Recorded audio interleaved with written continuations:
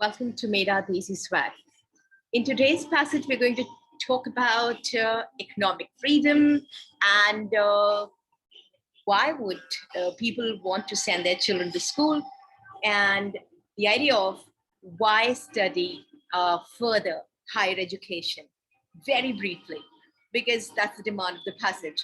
So one question before we take this discussion further is, what is economic freedom? आर्थिक स्वतंत्रता का क्या मतलब है? 2016 के सर्वे में India ranked I suppose 123rd, और अगर 100 में से देखा जाए तो 56 something was the score for India. Now I'm not a core economics student, but as far as it is possible, I'd cover the context. So I'm going to cover an article from where this passage was extracted, and we're going to talk about why poor people don't send their children to school. आपने अक्सर सुना होगा अपने आसपास गांव के लोगों को या जो लेबर या स्टाफ है, वो अक्सर कहेंगे स्कूल जाकर क्या होगा, कौन सा ये बड़ा आदमी बन जाएगा, ये बन जाएगी, क्या पहाड़ उखाड़ लेंगे। खैर ये अभी कम हो गया है, बट पहले के लोगों में ये पहले के लोगों से ये सुनना काफी ऑब्वियस था।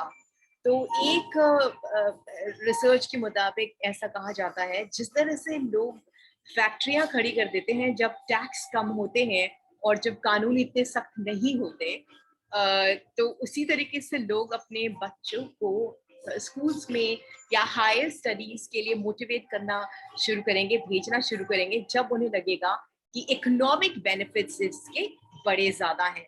एक, उन्हें मालूम होना चाहिए कि इसके क्या इकोनॉमिक बेनिफिट्स है, और दूसरा, उन्हें वाकई में लगना चाहिए कि इससे कोई इकोनॉमिक फ्रीडम आती है, क्योंकि जो जितना पैसा कमाता है वो फिर उतना टैक्स देता है, और उतनी और पढ़ाई करके फिर और जितना कमाता है उस पर और टैक्स देता है। ऐसे कुछ लोगों की मान्यता है। So let's see what is your aptitude for this passage.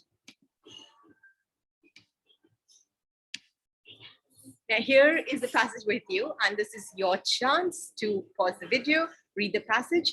The passage is also in the description box. If there are any typing errors, I seek your forgiveness, and you may go to the description box or write an email to me.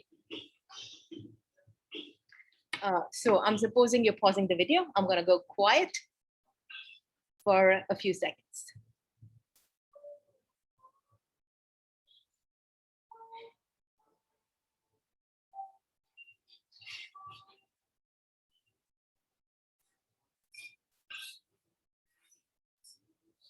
Okay, I'm assuming you've read the passage. At the count of 5, I'll welcome you back. 5, 4, 3, 2, 1. Welcome back. Let's read this passage together. When will people invest in education? Whenever they are granted the economic freedom to fully enjoy benefits. Now, I'd like you to look at the Hindi passage also once. And those who can't read Hindi well can read the description box as I take this discussion to people who would want to take the support from a Hindi passage.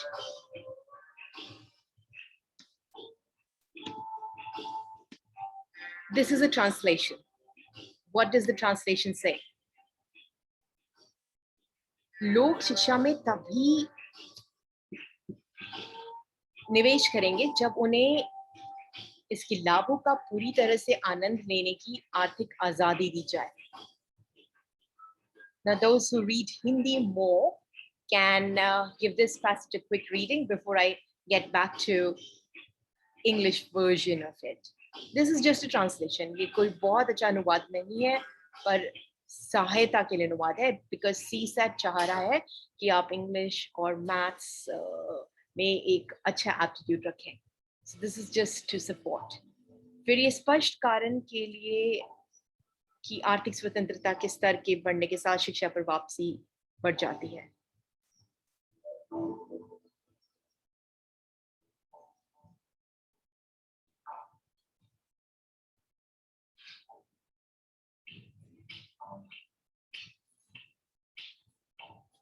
आप pause कर सकते हैं, पढ़ सकते हैं. अब मैं 5 तक काउंट करूंगी और assume करूंगी आपने पढ़ लिया है. I'm getting back to the English passage now. 5, 4, 3, 2, 1.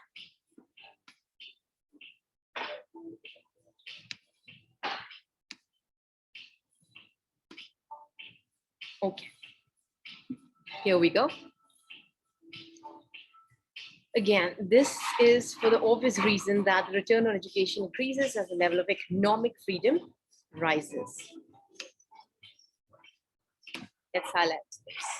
When people, thanks to lower tax rates, now this is the explanation that follows, are allowed to retain most of the higher income that they gain from incremental level of education, it makes sense. It makes sense. There is a condition. When would it make sense? When the tax rates are lower and they can retain most of the higher income that they gain from incremental level of education. If it is not so, then it would not make sense. So unless there is economic freedom, it will not make sense for people to invest in education, especially further education. Is that how you look at it right now? On the other hand, when the government decides to tax the higher income of educated individuals at even higher rates, it makes very little sense to invest in educating oneself further. Very little sense. So the passage is talking about how when taxes are higher, investing in higher education makes less sense. The same incentives apply to parents who decide on whether to invest in children's education.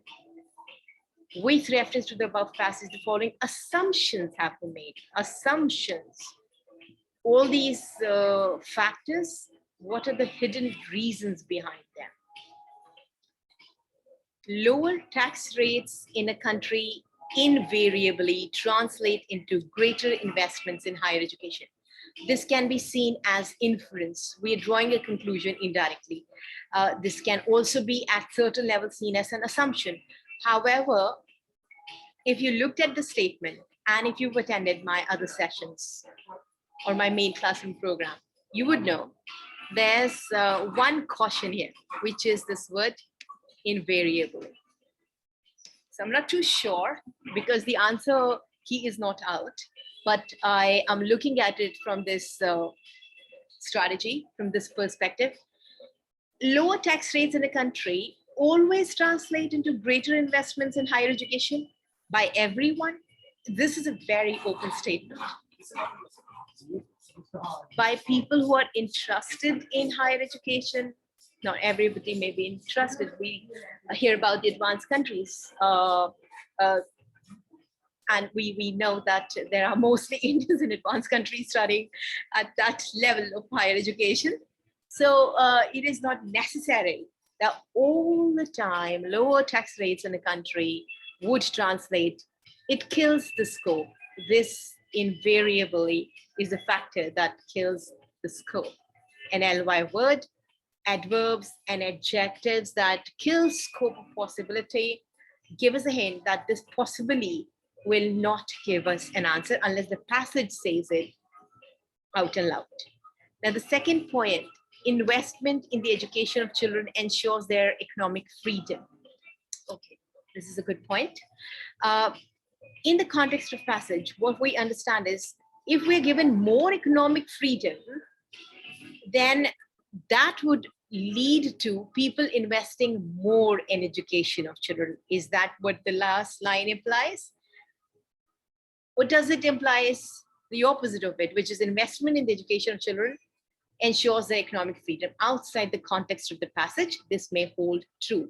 Right now we're talking about how more economic freedom will lead to more investment in the education, not the opposite of it, which is investment in the education will lead to economic freedom, which could be, this could be true outside the passage. So this, since this reverses the tone of the message that the passage focuses on, we may park this option as well. If you chose this option, it's fine. Even I'm not sure. Maybe all of this could lead to a result, but this is how I look at it. So I'm making a guesswork as to how to arrive at the right answer. The answer key will be out soon. To corroborate this, I'm going to discuss article from which this excerpt was drawn. Third, economic freedom has a positive impact on building up human capital. Definitely, yes, because the focus is economic freedom, leading to higher investment in education. And if you have read general studies enough, you would know education is part of human capital development of human capital, social capital. So definitely this is a very solid assumption. Did you look at it the same way as I'm looking at it? Let me make it green. Yeah, so assume this is going to be the answer, and the options that you were given were 1 only, 2 only, 3 only, 1 to 3. Most people generously choose all the 3, all of the above. And those people who even just do guesswork in the paper and blindly pick answers, they choose 1, 2, 3. But people who can apply some strategy and technique, this is reverse. Second option, reverse is the argument. Outside the passage, the context of the passage, this may be true, but within the passage, this is not that close to what is being discussed. Now, this passage was extracted from this article in the Hindu. This passage was asked in 2020. The passage was extracted from an article published in 2017. This says that we've got to read newspapers, and the more we read, the faster we read in our exam, and the more we know how to handle that passage, the more familiar with we are with the topic. Being asked, why go to school? You can take time out, you can pause the video and read this. I'd like to read just the highlights in the interest of time.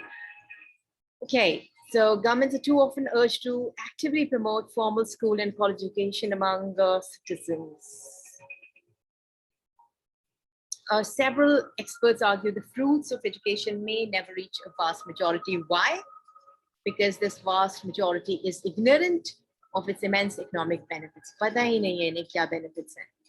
So एक published हुआ था article Economic Freedom and Human Capital Investment 2017 में आप इसे भी explore कर सकते हैं if you have more time. Return on education. Now this portion was part of your passage. And give this a read.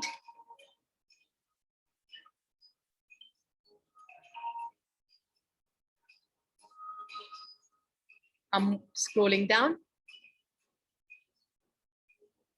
The article itself has this core idea.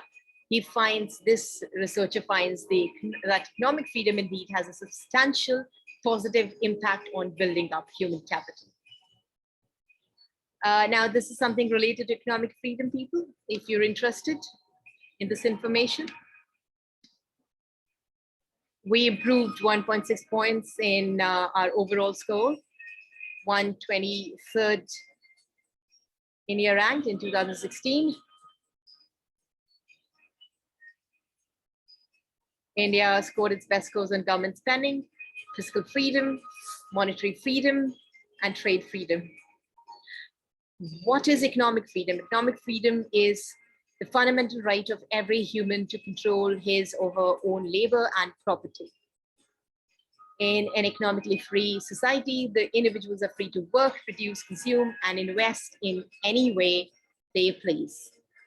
So look at this passage again when you want to, and let me know how you liked this discussion. Did you benefit from it? What more would you want me to share with you? All right, so when we are economically free, we are free to invest, we are free to produce, we are free to consume, and economic freedom encourages people to invest more in education as per this article. All right, people, you can write emails to me or you can write in the comment box. Thank you for being on the Mera Desi Swag.